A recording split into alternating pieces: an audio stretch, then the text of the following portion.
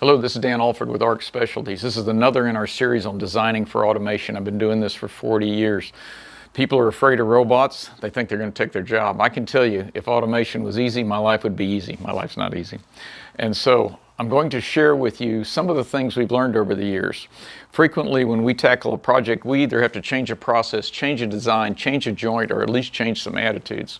And sometimes we're successful and sometimes we're not. Today we're going to talk about heavy aluminum plate welding. Okay, so traditionally you would use something like this, a big V-butt like this if you want full penetration with multiple beads. And I would say on a 3-inch plate, we probably have 20 beads on each side. We'd weld the top side and then 20 more beads on the bottom side. So this is traditional technique for joining two 3-inch thick plates together. So we want to do something better than that. So we switched from traditional spray arc MIG welding of aluminum to a process called buried arc. And this is a process that I'd never seen anywhere except in a textbook until we tackled this job. And so it's really an underused process. So I'm also talking to you guys out there that are welding heavy aluminum. This is a great application for heavy aluminum because it's so high penetration. So first step was we had to change from spray arc to buried arc. The only difference is welding parameters. But with buried arc, you're actually penetrating over ½ an inch into the part.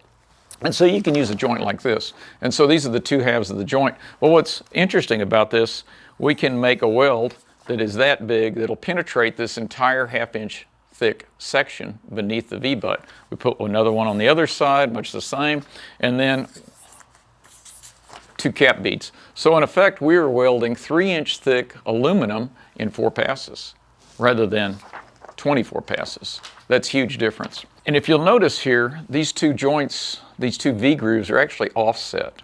And the reason for that is by having this toggle joint, or this, it almost looks like a woodworking joint, it allows you to fixture the joint very precisely and accurately, whereas something like this is much more challenging to fixture. And indeed, this section right here is non-fused. It's not melted.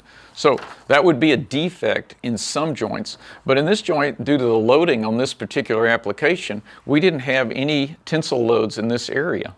And so this allowed us to use the toggle joint, which allowed us to fixture quickly, weld with the deep penetration, accomplish the weld in only 4 passes, and not have any defects that were detrimental to the application that they were using it. So here's an actual one of the welds. You can see it's almost 1.5 inches in width on the top. If you can see the profile here, this is actually only 2 passes in here.